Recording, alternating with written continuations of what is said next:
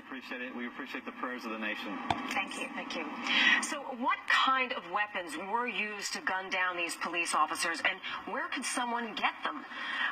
Joining us now is forensic expert Jennifer Berringer, and she has some more insight on that. Jennifer, you've been here listening to all of this as it has unfolded. What are your thoughts about the weapons that were possibly used in this attack? Well, certainly we'll know more coming up. But for now, unfortunately, just with laws as they are, and especially being in Texas, there's a lot of hunting that goes on there. These guys could have used hunting rifles, in fact. The big difference between an assault rifle and a hunting rifle is, frankly, the scope that one puts on it, and scopes can be purchased online.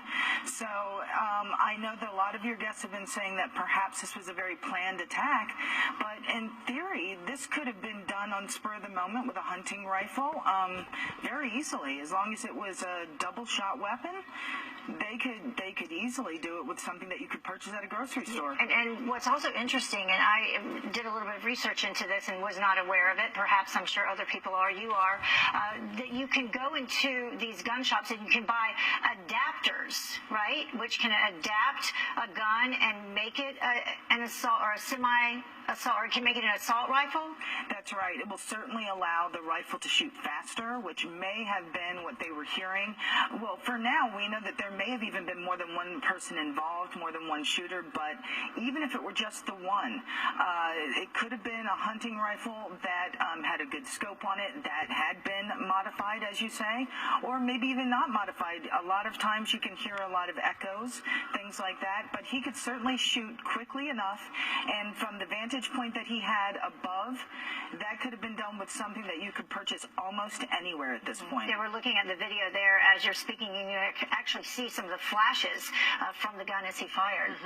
And Jennifer, one of the Twitter videos that someone had posted where they basically became a citizen journalist, where we heard the pop, pop, pop, it was about the 50 or 60 shots that have been being described.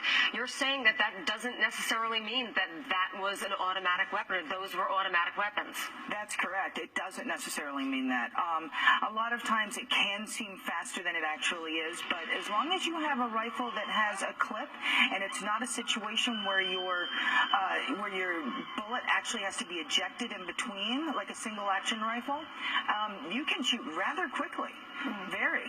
And in terms of the crime scene itself and what investigators would be looking for at this point, clearly they would be looking for gun casings, bullets, all of that type of thing. Absolutely. And they could easily pull DNA off that in case if you wanted to find out who else was involved. It obviously isn't just the one shooter. So, there may have been one shooter, but certainly there were others involved. And Jennifer, as far as they were mentioning throughout the night, and one of the suspects had threatened that there might be other explosive devices placed either in that facility that they were shooting from, that parking garage, or throughout the city. What are your thoughts on that as morning breaks there?